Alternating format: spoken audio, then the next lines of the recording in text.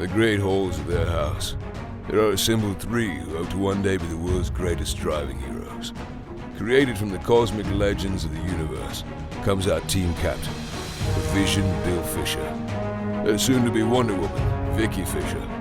Our Captain Marvel and head flight trainee, Jennifer Scripchuk. And our Batman, master of tools, gadgets, and all things mechanical. Our mild-mannered soon-to-be billionaire, Alan Danvers. Their mission? To fight injustice, share what is right and wrong, to get you out of your house and come out racing with them, and serve all mankind. They are the Garage Heroes in Training Team. Welcome to the Garage Heroes in Training podcast. I'm going to be the only host for this episode. Sorry, everybody. It's just me, Bill. And I have a guest. Hopefully he can make up for the lack of the much better half, Vicki or Jen or Alan, that have all ditched me this post-Thanksgiving day. Anyway, he races in the NASA Honda Challenge. I believe he's in H2. He's probably lowered himself to H4. I still don't know what any of these things mean, but we'll work on it. Not only does he race in NASA Challenge, he has won the Southeast region 2 times. That's right, 2 times. That's 2 times more than we have. He owns a lemon Civic race car as well. And he has a plan that we're going to try to make happen at the end of this podcast. We're going to try to get Vicki to stop worrying about racing the Honda Civic that we have and get into the front wheel drive car. It's a secret plot. Don't tell Vicki. She's not here. She won't know. Anyway, if you haven't guessed by now, his name, Mike Kramer. Welcome to the podcast, Mike. Hey, Bill. Thanks for having me on. I got to interject and say I co-own the endurance car with a good friend of mine. Yes. So I can't take full ownership for it. I try to only take responsibility for that car when it's successful. When it fails, I blame Jason. That's what the co-owner is all about.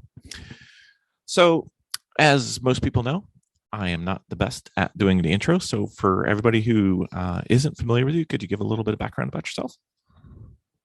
Yeah, I did my first track day back in 2014 after doing a bunch of autocrossing. And since then have the addiction kind of set in. So once I moved to the Southeast from Great Lakes region, kind of your neck of the woods, I found a group that I wanted to race with consistently. And it was NASA Southeast. Their DE program was great. Worked my way up through the ladder and kind of skipped over the time trial thing to just get a comp license. So I've been doing competition wheel to wheel with NASA for 3 years. Good buddy that I met through NASA actually lives right down the road. Decided that we should build an endurance car together to go waste more money racing cars. So after doing some arrive and drives with some other Lemons teams, we built a Civic and have had good success in Lucky Dog, had a lot of fun with Lemons and excited to keep racing kind of both cars, our endurance car and the H2 car. Cool. Very nice. Do you have any kind of goals or anything on your racing journey you haven't quite gotten to yet? Well, this year I went to nationals for my first time with NASA, kind of with the goal of seeing where I stack up against the competition nationally. We have a great group of racers in the Southeast. The Honda Challenge is very small, but it's a good group of people. Consistent people show up, consistent racing. It's clean, it's fun. But on a national level, I wanted to see where I was weak and where the car was weak. So I went down to Daytona this year. Car had a lot of problems, and the driver didn't have a great showing. So learned a lot, there. and I think the goals are going to be to get to another national event, not Laguna Seca next year, but somewhere maybe on the East Coast, and try to put forth a better foot. That's kind of H2 world, and travel some more. Try to get up. It's been many years since I've been to pit race. Been many years since Mid-Ohio, and I would love to get up into that your area to drive a little bit more next year. We'll be there. We'll be at both. Well, I think Mid Ohio's 3 times, but we'll get there. That would be fun. Make sure if you come up, let us know. We'd love to meet. That'd be fun. I could even give you stickers and say thank you for coming on because you got to get something from doing this. But I do love stickers. Stickers? Yeah, they're aerodynamically calibrated so that you should be able to get at least 1 mile an hour on the back straight at Mid Ohio. So you should be enjoying yourself going into China Beach. So, sounds like you're going to expand your turf for the next season. Anything left for this season? You're south enough. You might actually be able to get one more in, but is 2021 done? So our next event is December 5th. It's actually this coming weekend is the championship race for the Southeast. Okay. I'm not going to be driving in that race, but I'm going to go up, spectate, cheer on my friends. The car needs a lot of work, and I've just been traveling a lot. So getting the car ready, getting it to the event just wasn't in the cards, but me and my buddy Jason, we're going to drive up, pop up a canopy, some chairs, bring a cooler, and just kind of watch everybody else have a bunch of fun. So there is one more race in the Southeast this year, and then we have a whopping 4 or 5 weeks off until the first race of 2022 in Savannah, Georgia. Okay. Haven't raced there, but we'll have to try that. I'll add to the list. I don't think we have a bucket list. I think we have more of like a bathtub list, but that's okay. So traditional question, good, bad, and the ugly. We like to do either good things or things that you've done well or things that you would do again. Bad things or things that did not go quite so well. And the ugly is always an opportunity for the story of the day. Do you have any historical good, bad, and the uglies? Hopefully not from too recent, at least the ugly part. So, bad is, probably the showing at Daytona this past October. Went down for nationals, and car was giving me a lot of problems that we had a hard time figuring out. I had some great friends. My neighbor Kevin Marks, he does some time trial. He also has a Civic. He's done grid life, GTA events, things along those lines. He came down just to support. My buddy Jason came down to support. Those guys are much better on a wrench than I am. So they ended up pulling out the gas tank, replacing a fuel pump, doing all sorts of things, bending over backwards just to help me, just to place rather badly. And part of that bad was my own self-inflicted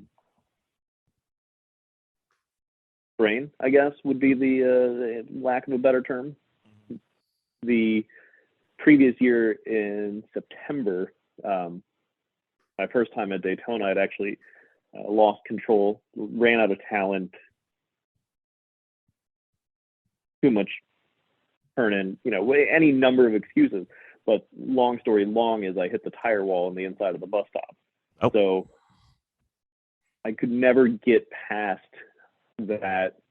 I couldn't overcome my memories from sliding into the wall and kind of ending my day early the previous year. So I guess that's really kind of the bad story was, I just kind of a bad time at Daytona. And most of it was self-inflicted. Good stories, there's too many of them to count. The thing about any of these events is it's not, the racing is huge. It's driving your car on the racetrack, racing against your friends, trying to get past your personal best, trying to do expand on your skill, learn more in the car is huge, but it's also a big social thing for me. I moved from northern Indiana in 2016, 2017, somewhere in there. I don't know. I've been down here for 5 years or so, but didn't really know anybody. Had done some track days up there. Had done NASA, Porsche, BMW CCA, some grid life, sponsored events. And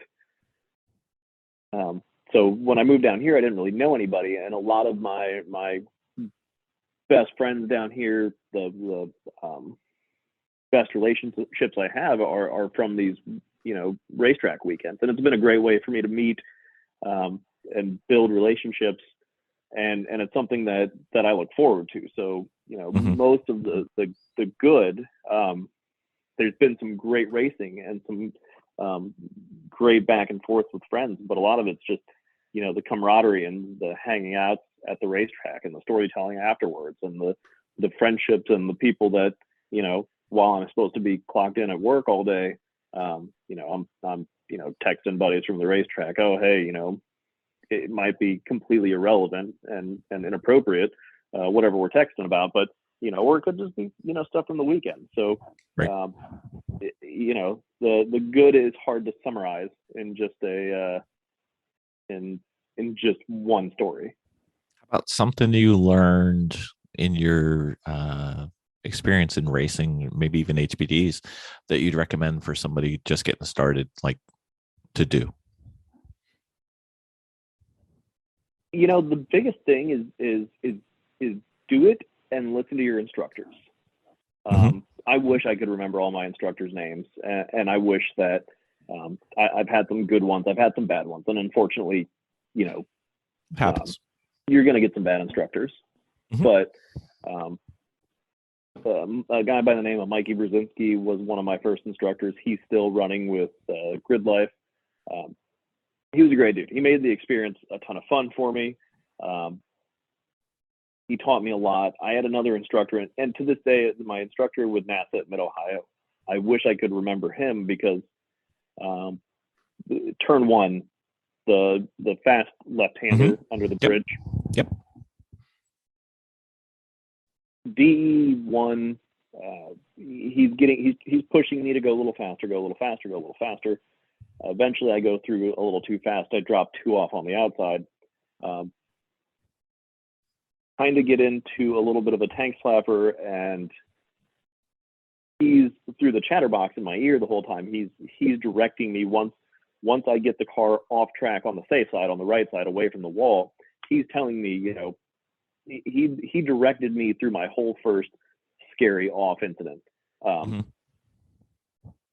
Saved me from putting the car into the wall, and we went out and we drove that car through the grass outside of turn 1 at Mid-Ohio for, it seemed like 15 minutes, until eventually I got my wits back about me. But listening to those guys, most of them, especially the good instructors, they've been doing it for a long time, and they want you to have a good time, and they want you to have fun. I recently did an instructor training, and I've only instructed a couple of times, but it always seems important to make sure that your student has a lot of fun and wants to come back. Sure. Yep. So I guess the important thing that I've learned is, listen to those guys, and once you have an off, get back out there. Counter to what I previously said about getting out of your own head, is get back out there and drive the track and have fun. Sure. Absolutely. Get past that hurdle. Yep.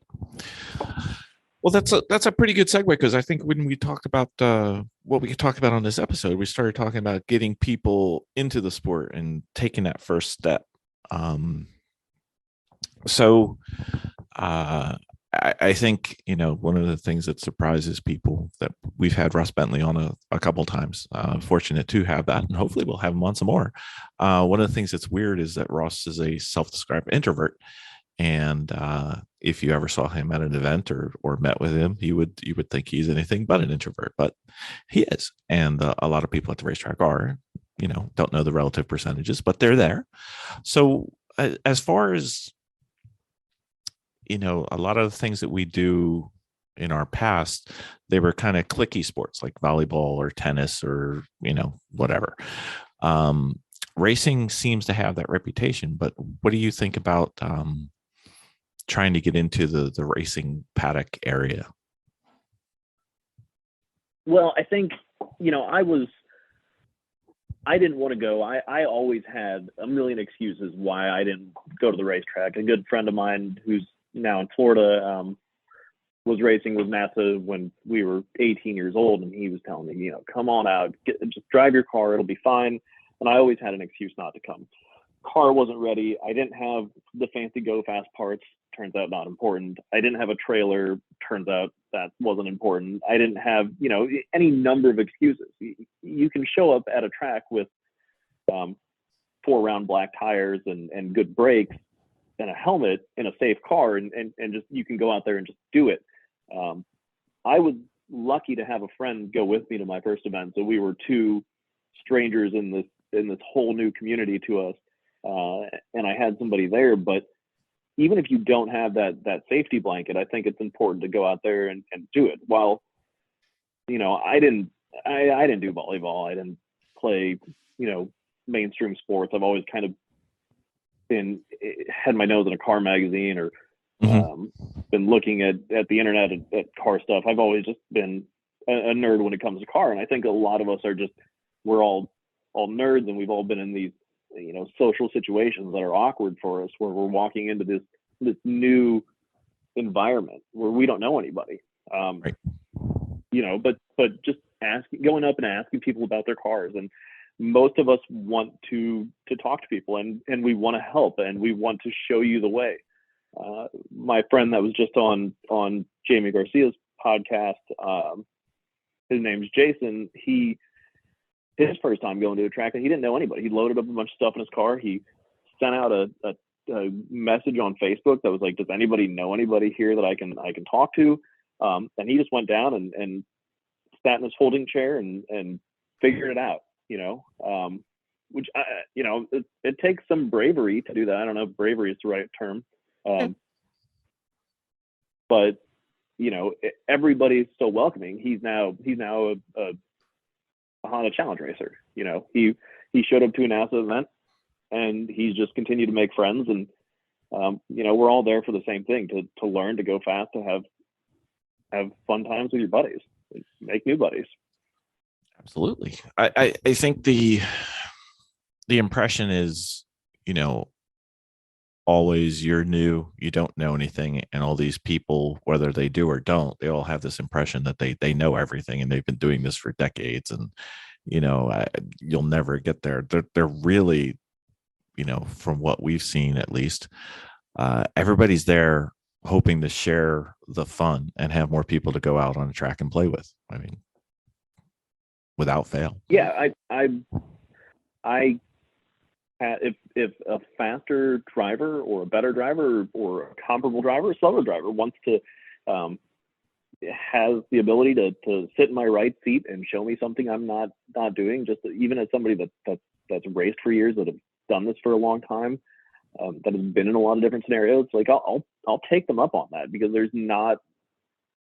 there's always going to be that opportunity to learn. When you stop being open and willing to take those opportunities to learn, is when you're going to find out that you're going to hinder yourself. You aren't going to go any faster. I've got there's some very talented drivers down here, and unfortunately I'm racing on track with them. But when I can keep up with them, and when I can get on their back bumper, and even stay with them through a few turns, you're constantly out there learning to go faster. And I'm sorry I kind of rambled on there, but no. Well, that's what podcasts are. One big ramble. It's okay. We do this. We do this every week. There's a reason why we go over 3 hours every now and then. Don't worry. But learning the it's just constantly learning. There's never and everybody's there to learn and keep an open mind, and everybody will be welcoming. For the most part, if you come up to me 5 minutes before I'm supposed to be on grid, I might brush you off or be like, hey, like, now's not a great time. But and if I've ever done that to anybody that is listening to this podcast, I apologize. But yeah, I mean, you come up to me after a race, and when there's big times, like, happy to share any information I can, or if I can't get you the information you need, maybe get you in touch with somebody that can. Sure, absolutely. So what do you think the things that you've seen or heard that have kept people from taking that first step and coming out to the track or participating in the track, or just, coming out and even, I know, watching what we do, which can't be as much fun as doing it, but it's a good step. I think a lot of it has to do with FEMA builds and the instant famous people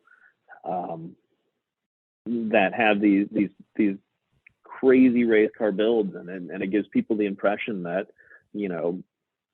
every car that you go out on track in is going to be all this crazy aerodynamic, high horsepower Hoosier sticky wide tires, giant brakes, and that's not what you need. And I think that scares people. They don't want to show up in their street car or in their Honda Fit or right Honda Civic or Ford Mustang or whatnot and be shamed, but nobody's going to give you any shame. Nobody's going to shame you for trying it in anything. The last event at CMP, in the HPDE 1 group, we had there was like a pickup truck. I forget if it was an S10 or a Dakota. There was Crown Vic, and there was some other just kind of car that you would think like that doesn't belong, but those guys were having fun, and they were doing it. So like everybody was more excited to see those cars on track than to see the guy that showed up in his Porsche 911, some other numbers and letters after it with big wing and colors, like, because we people see that all the time. They want to see people go out there with an experience. At I instructed my neighbor at an event at Roebling Road Raceway this past year, and she just went out in her Mini Cooper. It's a stock Mini Cooper S, 200, it wasn't even 200 treadwear tires. It was just regular all season tires, regular brakes that were good, in a completely stock car that she drove down there, and we had an absolute riot. You don't need anything fancy to have fun. Once I was many years into this, I had a 2007 Honda Fit that I was just driving every day. Loaded my tires in it, loaded some tools, a cooler, and drove from, I live just outside of Charleston, South Carolina, in a little town called Somerville. Drove from Somerville to South Haven, Michigan, to West Michigan Honda meet in my Honda Fit. Tracked it all weekend, turned around and drove back. Foolish as it might have been, I had a riot. Took some buddies in the right seat. Car was slow.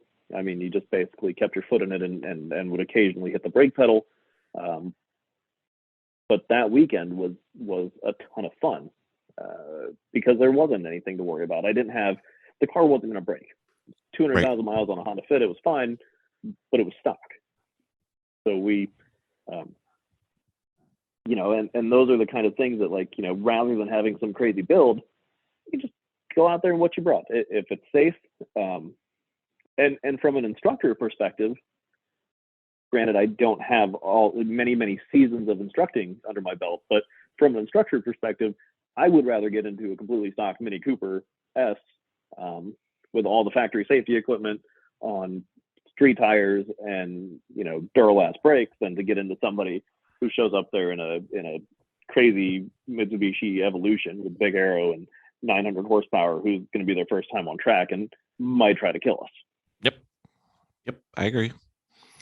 I think I've done, I don't know, more than 200 track days. I was looking it up while we were talking, but I didn't find a bright sheet. But I have yet to go with a very fast car ever.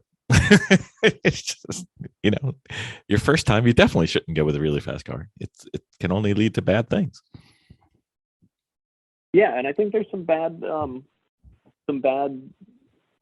habits that can get formed. You know, one of the times I went up to West Michigan Honda Meet, it's a great event. I think you had Adam Gervais on Yes. recently, and West Michigan Honda Meet was my first event.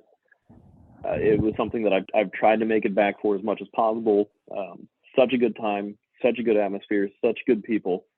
One year I went in an S2000 I had, and it was turbocharged, and it made 350 horsepower. It was a ton of fun to drive around the track. It was incredibly easy to go fast, but I didn't leave that event feeling like I was actually learning anything. Like, I was going faster than I was in past years with my Civic, but I didn't feel like I was gaining anything as a driver. So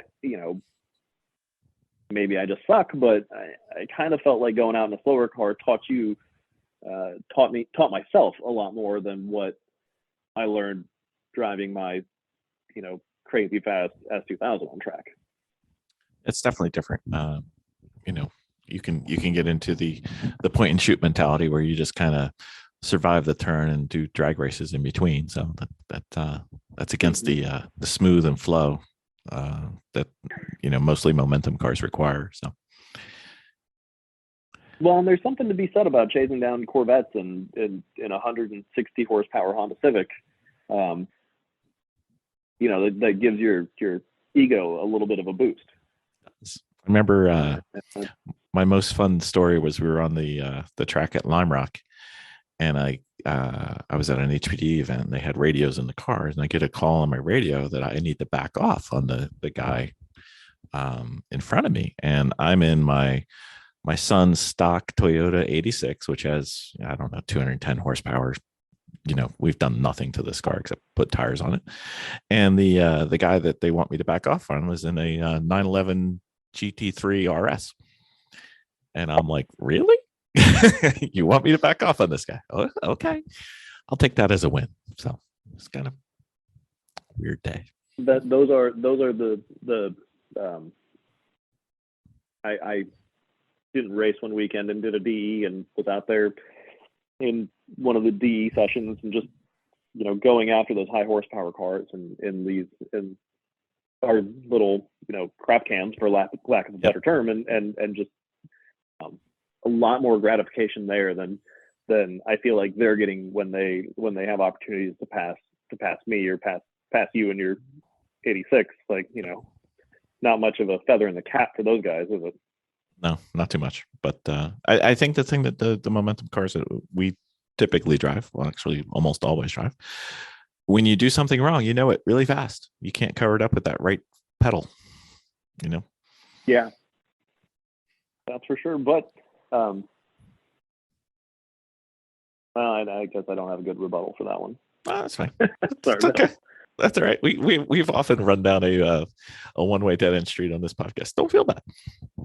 Not the first, and definitely won't be the last. You mentioned pit race earlier. If you mess up turn 5 and 6 going down into that hole, and you're in a low horsepower car, like be it a Miata, a Civic, a Fit, whatever, you will pay for it the entire way up that hill, and it will seem like an hour that you're going up the hill, but you learn really fast. Don't do that again. So at pit race, is it the old track or is it the new? I know there's the full track, but is it the old track or the new track that's kind of over I guess it would probably be oriented west, the western track. Is that the old portion or the new portion? Because I only actually ended up doing half of it. Oh, I've only done the full, so I don't know. The last turn before kind of the start. I think it's the start finish even on the full. Yep, that's 18-19. The last turn is up. Yeah, this kind of uphill right-hander going onto that straightaway there. Mm-hmm. Yeah, it's a little bit. And even back then when I was in I think the equivalent of DE2, I forget who event I actually did there at pit race. I just seemed to butcher that turn every time and just couldn't figure out how to carry enough speed up that hill, and was just getting rolled on by all those all those horsepower guys, all those guys with the twice as many cylinders. Yeah. Well, the horsepower has only gotten a challenging track. Really, really pretty though. I'd love to get back there at some point. Well, if you're free in July, we are pushing all of our friends to come to the Great Lakes event. It's in July. I can look up the date. I've got it right here. When is it? July 20 something. Where is it? It's my Great Lakes schedule.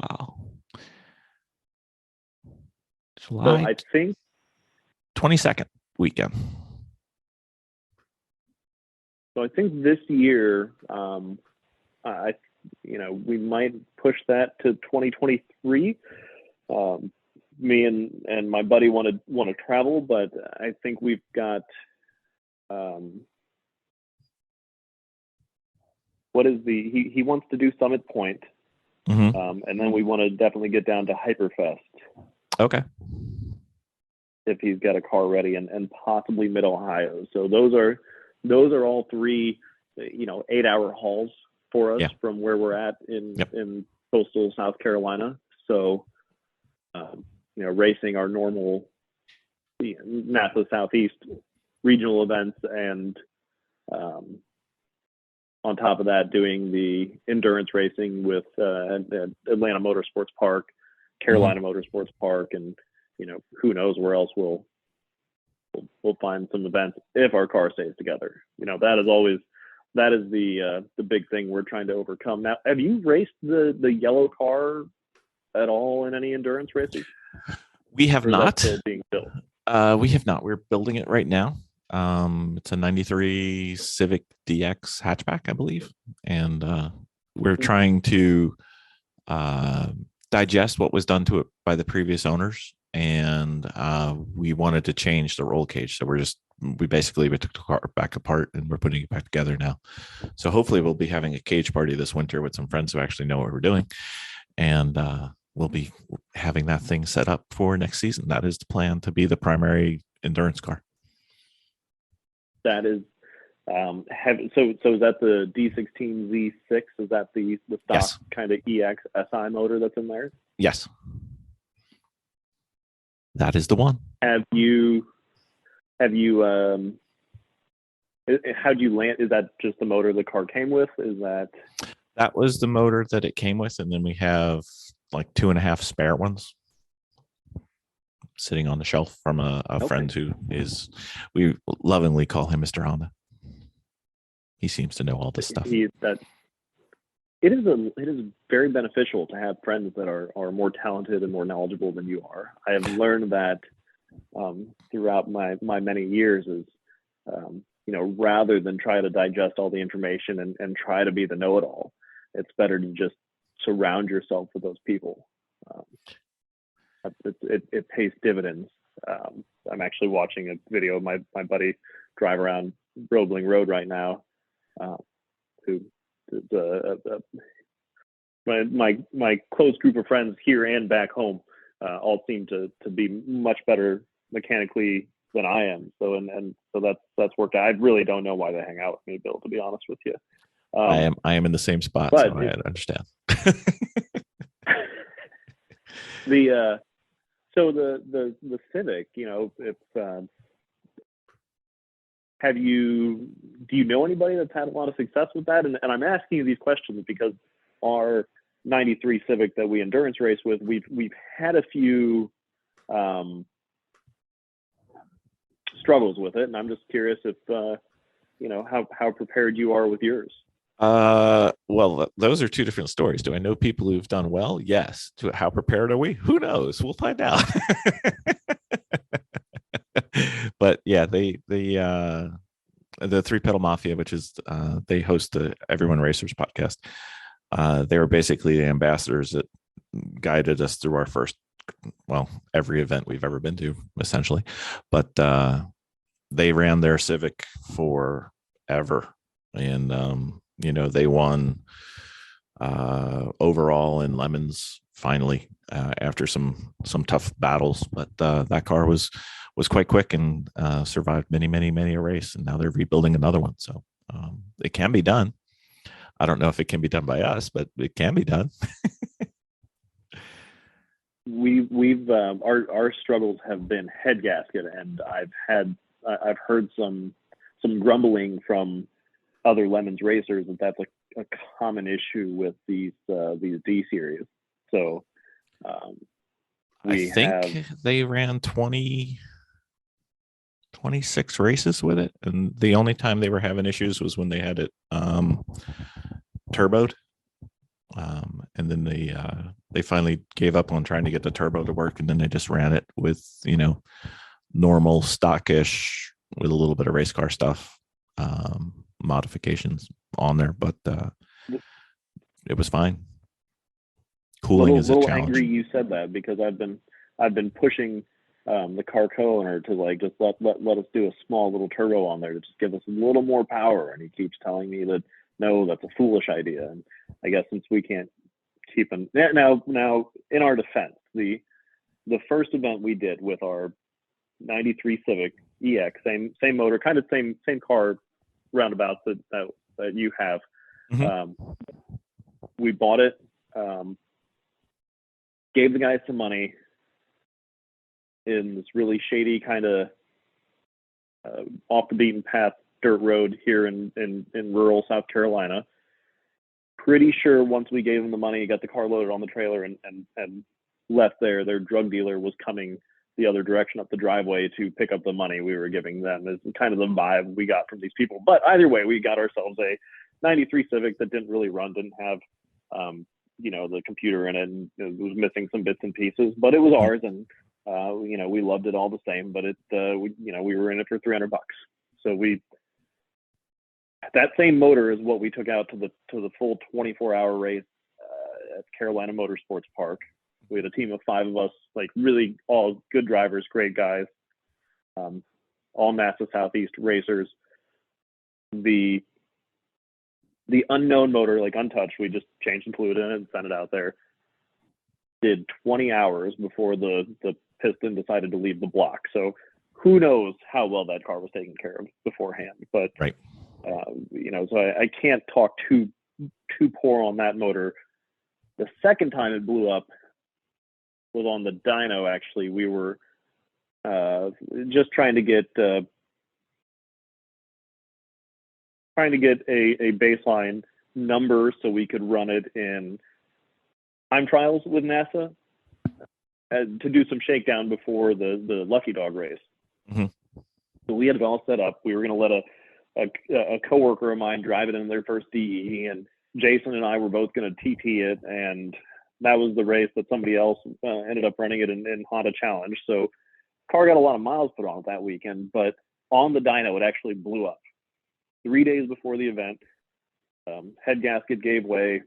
This is a new motor out of a new $300 Civic. So again, who knows what kind of condition it was in. Do you know what kind of head gaskets were in it? I'm sorry? Do you know what kind of head gaskets were in it? Presumably stock. Okay. It could have been aftermarket, but it was another motor that we hadn't opened up. So again, who knows what had happened. It could have been bad when we pulled onto the dyno. So Jason actually had a couple of days off before the event, took the motor apart, took the head off, didn't have time to go to the machine shop. So he took a sanding block, some sandpaper, and then decked the block with Home Depot sanding block and a little I forget, I don't want to say the wrong grit, but for the purpose of the story, we'll say we took some 300 grit sandpaper and just sanded down the block. Saved us a ton of money on a machine shop, put the engine back together, raced it in TT that weekend, raced it in Honda Challenge, ran a buddy of mine, coworker's first DE session ever that weekend, and it held together. So, I guess that engine didn't let go until 6 hours into an endurance race a few weeks later. So those have been our head gasket woes. And anybody that listened to those stories are going to say, well, that doesn't really sound like a problem with Honda Civic head gaskets. That sounds like a problem with you idiots out there trying to work on them. But so we've got a new engine this time. We let a machine shop do the decking to the block and the head, and we've got it put back together, and hoping to do a shakedown event before February Lucky Dog at Carolina Motorsports Park this year. I know that's so early, but we might be able to get there. We're still trying. I believe the brand of head gasket we've been led to is the Cometic. So I'm not sure if that's what you're using or not, but that's what we've been recommended to use. So a sponsor of the car, a good friend of mine, guy that's helped out just more than I could afford to pay him, Ashby of Round Fab. He is a I don't know how the licensing or achievements or whatever Honda gives you expire, but he was a Honda Master Tech. He's amazing fabricator, does great fabrication work. If you're in South Carolina or anywhere nearby and want to get cage work or custom turbo work or anything like that, Ashby with Round Fab is amazing. But he's kind of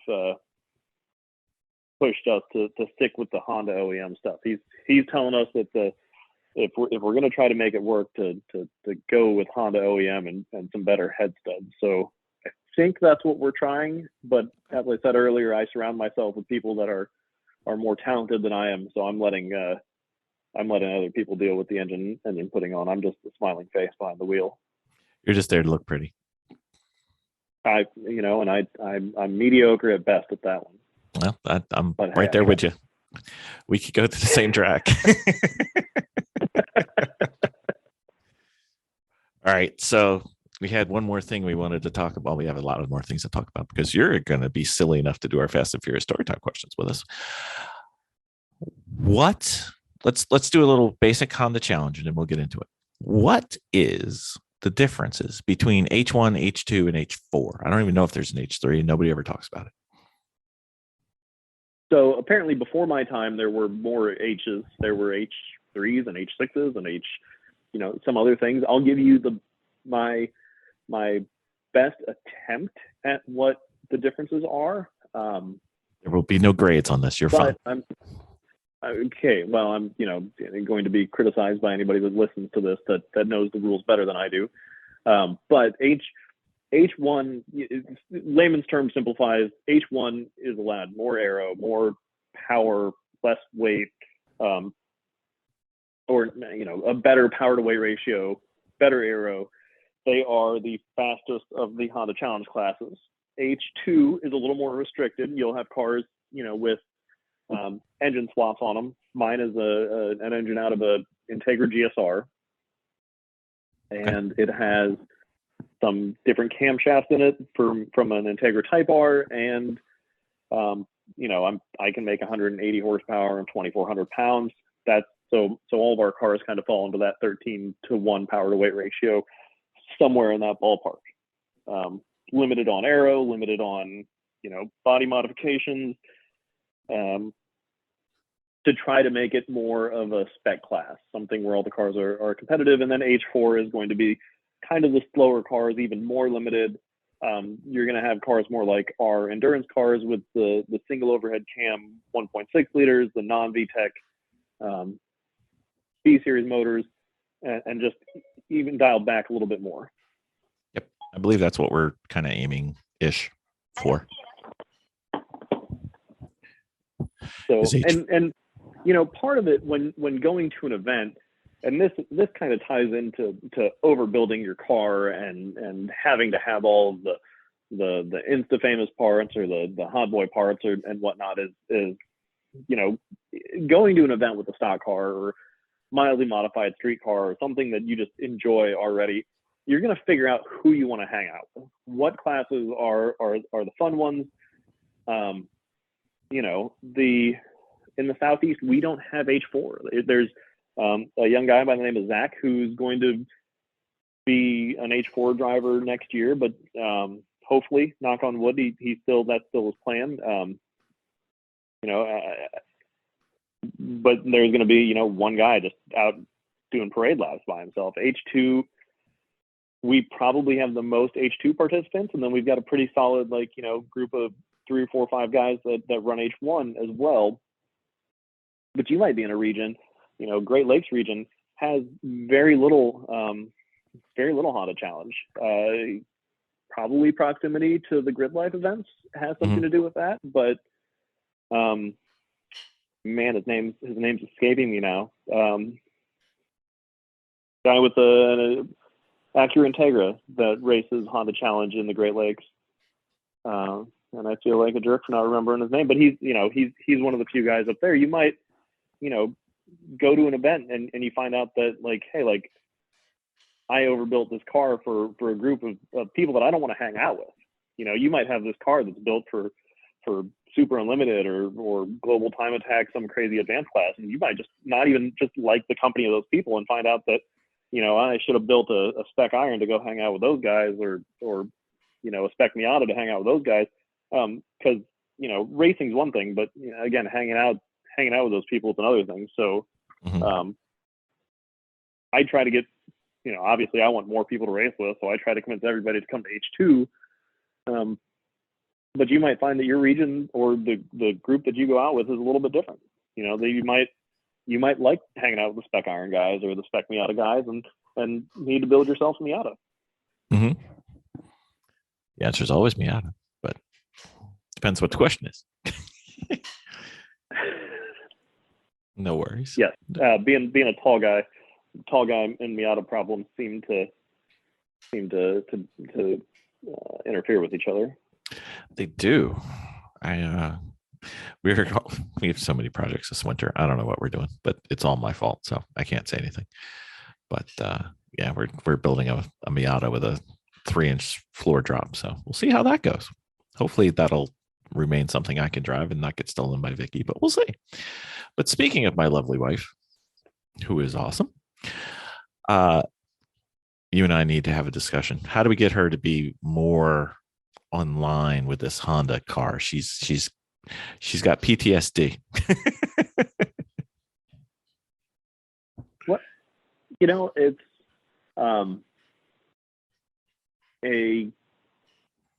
is it the wrong wheel drive thing that she doesn't like about it, or I think she thinks it's a bigger difference than it really is, because she's only driven one front wheel drive car twice, and it was set up to be very, very loose.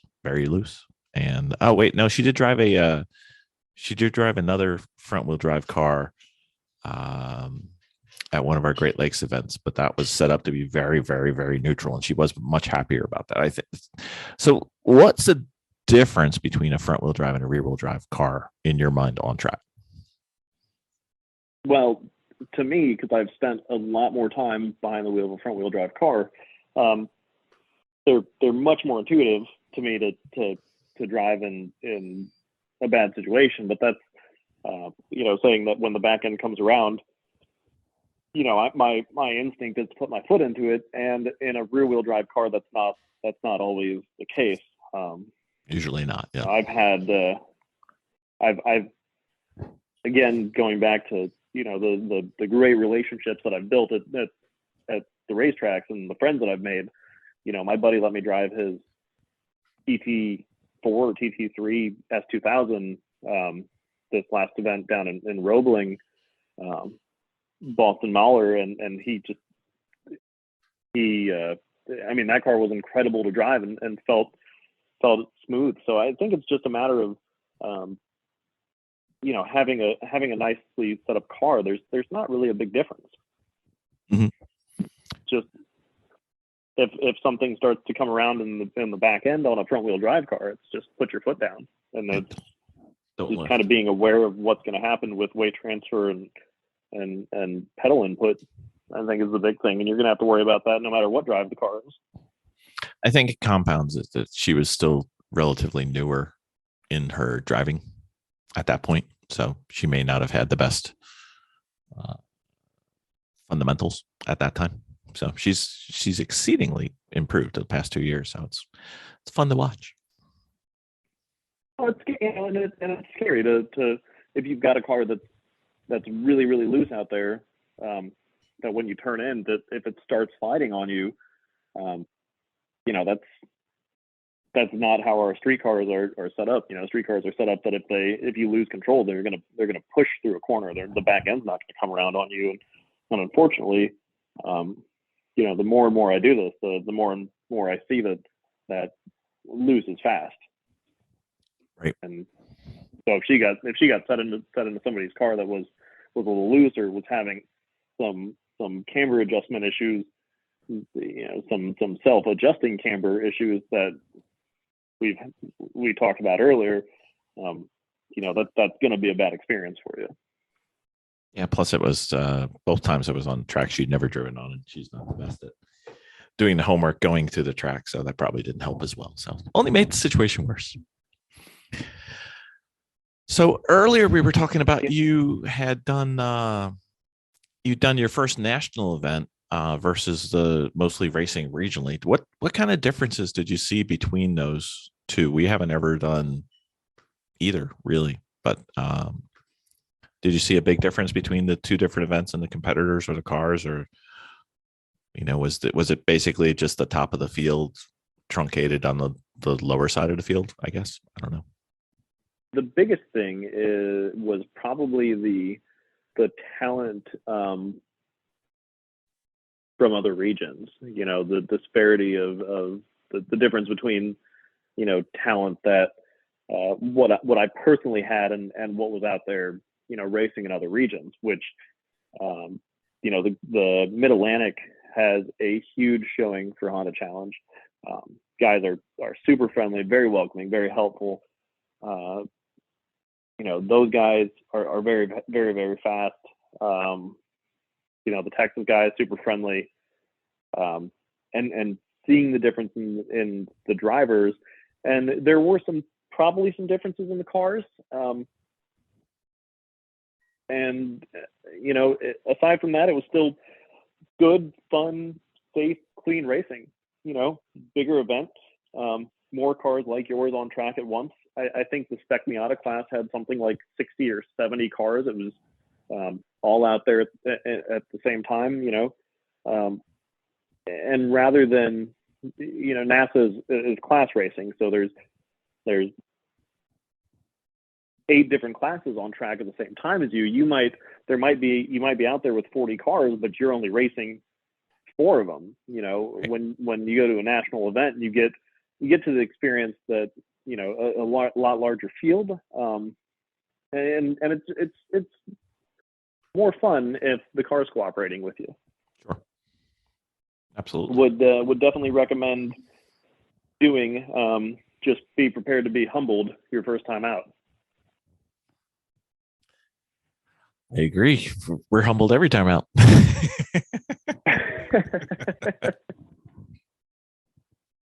So this will be the first year coming up where we're going to do some sprint racing. So it should be interesting. We'll see how that other half lives. Yeah, it's I love doing both of them. We've done sprint racing is extremely exhilarating. You're out there for you have a very finite amount of time to get the job done, and it can lead to this past the past event a few weeks ago at Carolina Motorsports Park that I raced in had some really great racing, and it was 20 minutes Saturday and 40 minutes Sunday of the whole time you were racing somebody else, and you're wheel to wheel and you're racing for that position. Whereas an endurance race, you're out there for 6 hours. It's a lot more planning and kind of a game of attrition. And they both have their I want to do them both. They're both amazing in their own ways. Yeah, we refer to it as cross training. Try to get as many different varieties as you can. Hopefully this year we'll get a winter race in, but we'll see. Well, there's some good opportunities in the Southeast. I mean, we've got Oh no, I mean like snow and ice. Okay, that sort of winter race. Yeah. There's a rumor that we may be going down to Barber this year in the winter time, but if there's snow and ice down there, I'm pretty sure they're going to say you're not driving. So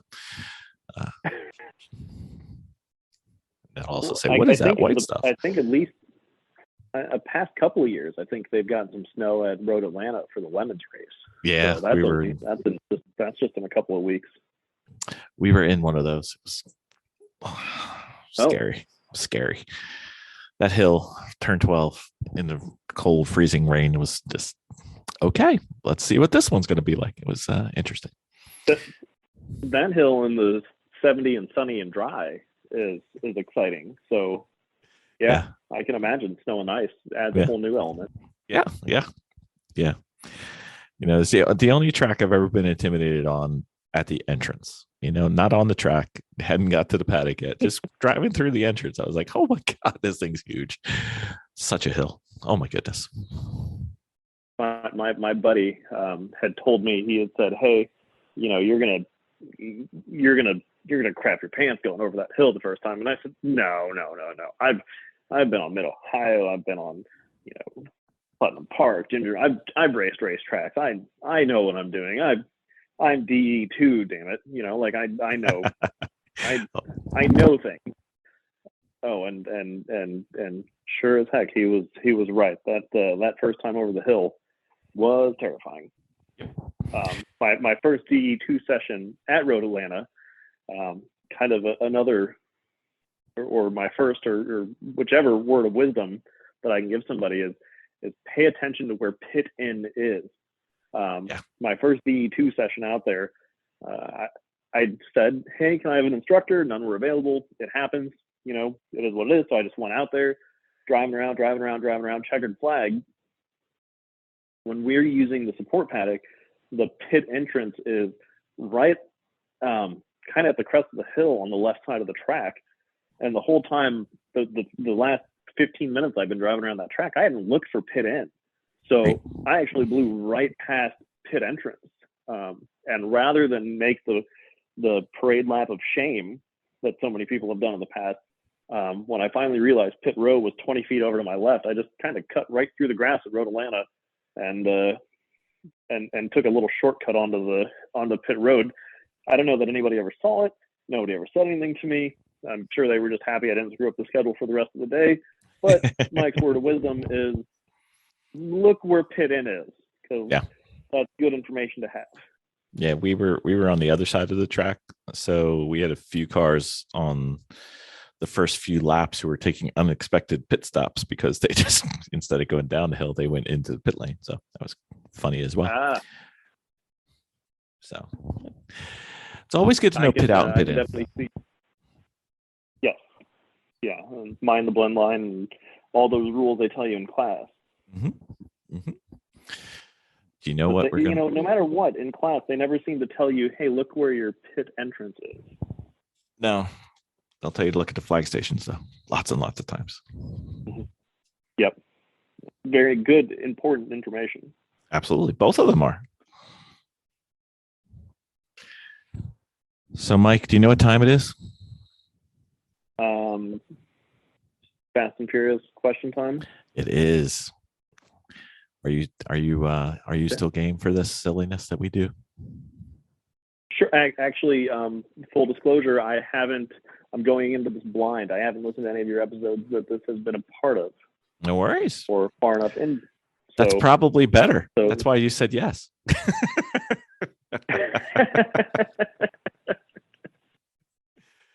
All right. Well, this is Fast and Furious Storytime questions.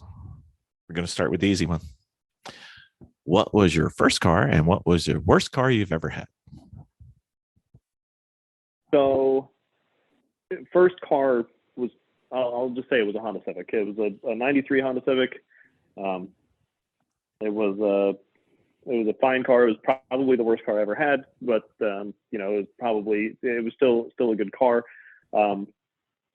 Worst car I ever had is legitimately was this E30 I bought that I thought I was going to build and turn into a race car and do all these cool BMW E30 things. Mm-hmm.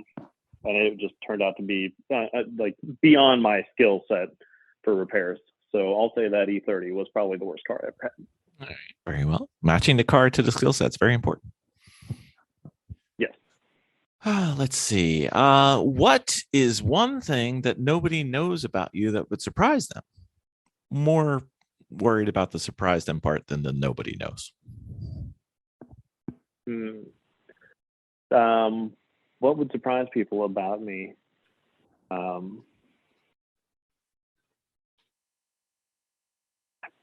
Bill, I try to be pretty transparent. I don't hide a lot, so I don't.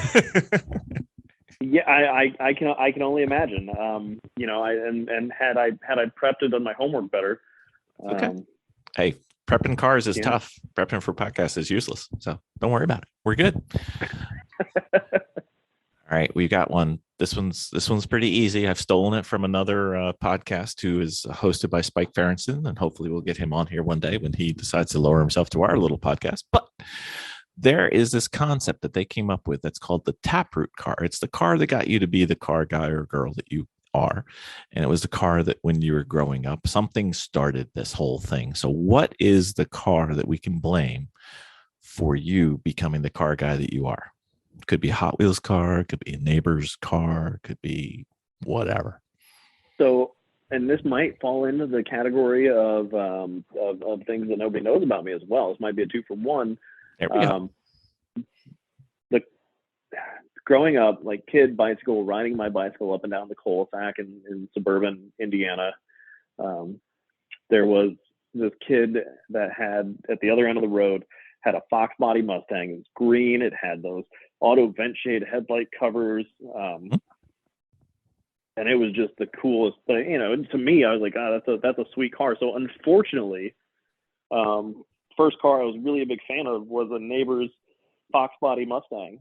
Then, you know, I just started reading lowriders and reading super streets and reading, you know, sport compact car and picking up magazines more than I was picking up my school books. And not recommended. Kind of can't say I wasn't there. Yeah. Though. Well, I mean, but here, look at me now. I'm on a podcast as a like amateur race car driver. Like I said, not recommended. You too could end up on a podcast. All right. Favorite race car driver growing up? So I didn't watch, and I still very seldomly watch race car drivers. Okay. You know, I met Stefan Papadakis, who was an AEM, you know, drag race guy at Hot Import Nights in Chicago, and that was pretty cool. Yeah. Still got a poster of him somewhere, and you know, I will say that I thoroughly enjoy following Jordan Taylor on Instagram. Shame of what happened to him at the IMSA race at Road Atlanta this last month, but you know, probably saying favorite race car driver would probably be Jordan Taylor, just because he's entertaining to follow. That's a first for us. That's good. Okay. Pretty obvious question. I think I know the answer, but just in case, front wheel drive, rear wheel drive, four wheel drive, does it matter? You know, it doesn't matter. If you want to let me drive your car, but all my cars are front wheel drive. I'm most comfortable in a front wheel drive. But it drives my friends to try to help me nuts because they ask me how things are, and I just kind of shrug and I turn the wheel and I play with the pedals. I could probably be a better driver if I applied myself more, but I like to drive anything that you give me keys to. Very well. Always good. So, do you have a car that got away? It could be a car that you sold and you wish you didn't. Could be a car you wish you bought and you didn't. Could be a car you wish you bought and somebody screwed you over. Whatever. Oh yeah, I mean, there's too many to count. I still miss my blue Del Sol that I had back in 2004, 2005, and that was just, you know, Fast and Furious period correct. I had a body kit on it and 17-inch wheels and a nitrous kit, and I mean the car all in all probably wasn't that great, but you know, personal, like I miss that car, and then just other cars that I should have bought. You know, there was one owner S2000 that the lady was willing to sell me with the factory hardtop and silver, and I didn't buy it foolishly, and now that car would probably be worth twice as much money. Yeah, well, I think we all have a bunch of those.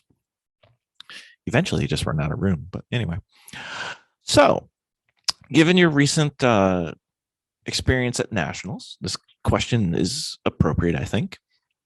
What area or areas of driving and or racing are you working on in the off season? So Southeast, we don't get a ton of off season, but I am adding some aero to my car. Mm-hmm. And I recently picked up an AIM MXM, and I'm going to start concentrating a little bit more on data and reading it and learning it and trying to become a better driver. Well, I think we're going to have a couple data guys coming up on the podcast soon, so you might have to listen to more than one of these. I'm sorry. Good. No worries. The biggest thing I've tried to figure out is getting other people's data to compare against your own, because looking at a bunch of your own stuff is only so useful. Mm-hmm. One thing I would recommend is if you have some friends who are, even if they're not better, they're different, drive your car. That's always good too. Yes, absolutely. Then you get car to car. Mm-hmm. Yeah, I did send somebody out in my car, and to the last event, and I haven't looked at that data yet.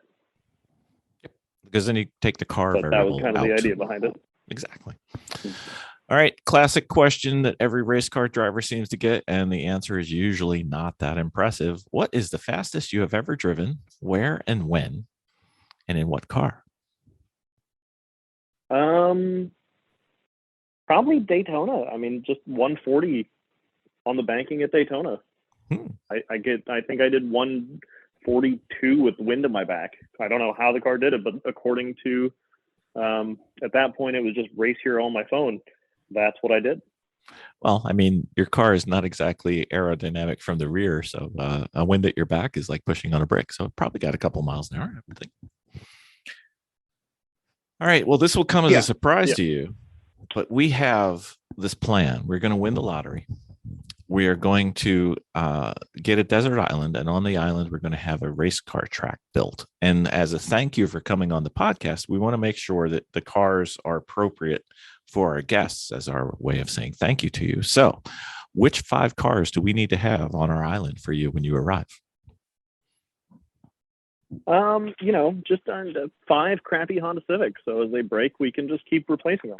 Okay. We had a similar answer from a Spec Miata guy. He's like, 5 Spec Miatas. Let's go have fun. Right. Do you have a dream car to build a race car from?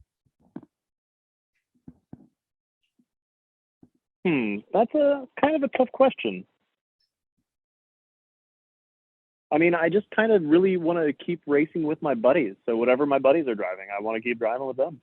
Okay. All right. Very well. What is the most memorable breakdown you've had at a race or on the road, I guess, could count? Ours tend to be on the race.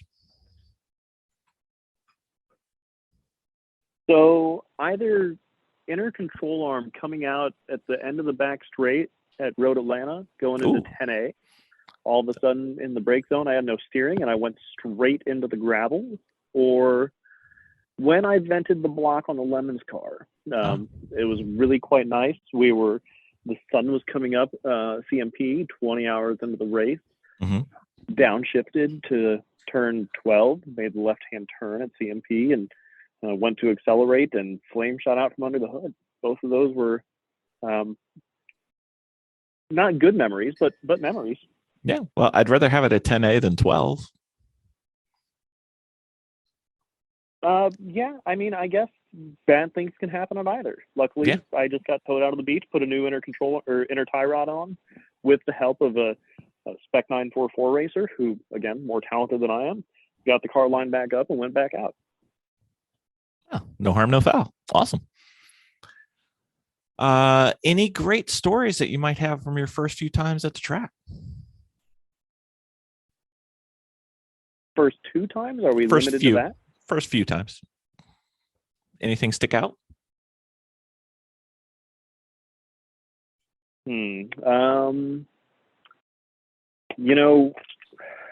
Really first few times at the track, I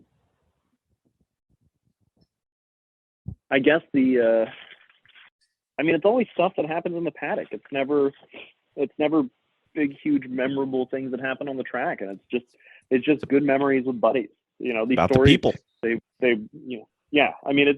means a lot to me, but I don't think it would mean much to the viewers. My buddy coming up to me, he's got this 600 horsepower NSX. We're both in like the beginner group at one of the Honda meets, and he's got this crazy high horsepower NSX, and it's starting to give him problems, giving him fuel cut and everything like that. He comes up and he's like, "Hey Mike, can you play with these buttons on the keyboard, and can you mash these buttons and tell me what the computer's saying as I play with the pedals?" And I was like, I don't really know what any of that stuff on the computer means, but I'll do whatever I can to help. And it's like, would it be easier if I drove your crazy, and probably not 600, it's 400. It was a fast NSX, Honda nerd dream car, and he's like, I said, would it help if I drove the car and you looked at the laptop? And he said, oh, would you do that for me? And it took me a minute, but I thought to myself, yeah, I think I'll drive your NSX around for you. And for you, you're a friend. Yeah. Yeah. It's a friend. You got to step up for your friends every now and then.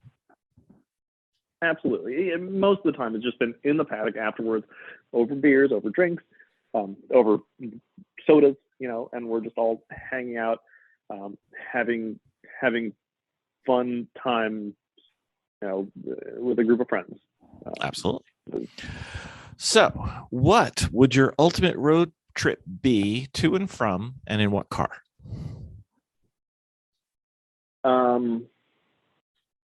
Probably I would love to drive across the states, east to west coast, probably in something big and comfortable that has a warranty that I don't have to pay for. That's So, a good plan. if I could get my hands on a free BMW or something like that, would probably be ideal. Like a big one, 5 Series, 7 Series. Get you an M5, call it good. But yeah, most fun I've had on a road trip is, me and a friend was employed. He went when I was in my early 20s, and he calls me up and he says, "Hey Mike, you want to go to Louisiana with me?" We live in northern Indiana at the time, and I was like, I guess I'm not doing anything today. Let's go to Louisiana. So we get on an airplane, we go down to Louisiana and buy the Subaru and drive it back. And that's those kind of trips are fun, and I would love to do more stuff like that. But being an adult tends to get in the way of poor last minute jump on a plane to Louisiana decisions. Yeah. This gets in the way of all the good stuff. All right. Yeah. Favorite car, movie, or car from a movie of all time? I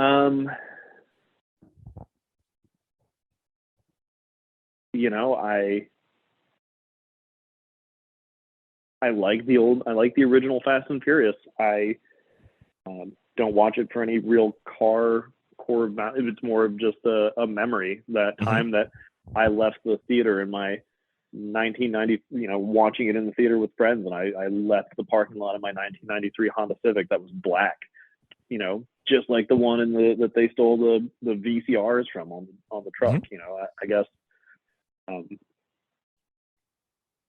that is probably going to rank up there as favorite car movie. No problem. Okay. Of the cars that you're racing against, is there a car that you would like to switch into, and at what track?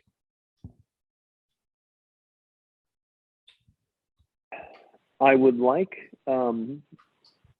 just to see. I'd love some more seat time in an S2000. Okay. There's not any specific one, but driving Boston's at Roebling Road was a ton of fun. Having owned one in the past, it was a ton of fun. I would love to get more seat time in something like that, maybe with some more power and some more aero. Very cool. What is your favorite track so far and favorite turn so far? So I've driven a good number of tracks. I really like Roebling Road. It's great for a low horsepower car. It's a lot of just high speed, sweeping turns, and it's a track that, no matter how many times you drive it, it's easy to learn, but impossible to master type situation. Mm-hmm. Is there a favorite turn so far? Club course. Oh, sorry, I thought you were done. No. It's I like turn 5 at Roebling. Okay. It's just a kind of a reducing radius left-hander, and it's a ton of fun. But it's like picking your favorite movie or your favorite car. It's hard to pick, hard to isolate it down to one. Like the turns that I like the least are the bus stop at Daytona, because I ran into the wall there, and that can leave a scar on you for quite some time. Yes, it can, but you got to get back on that horse. Give it a run. Yeah. Okay, last one we have for tonight. We have lots of these. We pick them at random, so it's like Magic 8-Ball for Garage Heroes in Training. As far as your driving and racing, what is something you're relatively good at?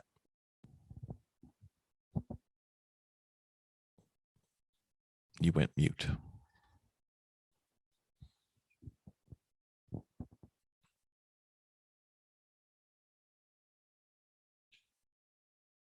Welcome back. I muted myself again, didn't I? You did. I don't know how you're doing it, but it's amazing. Oh. I wasn't anywhere near the controls. That is, man. So did you get my answer? No, I didn't. So what would be something that you're relatively good at? It was my original answer was drinking beer. Okay, well, that's a skill. It is. It's when we were at the Lucky Dog race this May. The car co-owner, my teammate, was sitting there working on the car Saturday, trying to replace some axles and brake. I don't know what he was doing. He said his car needed stuff. I said, "You do you, Jason."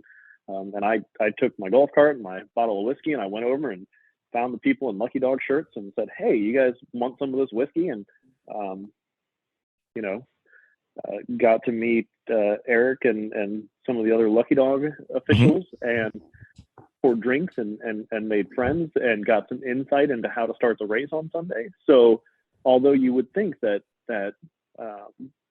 drinking beer is not a legitimate skill, we did, because of that, we were able to put ourselves in the best possible starting position Sunday morning for the race. That's fantastic.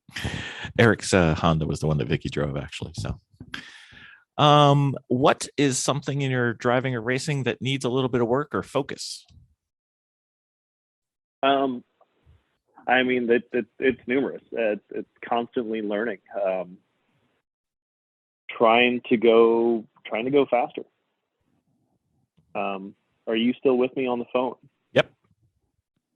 Okay. I think the computer decided to kick us out, but as long as you can still hear me, I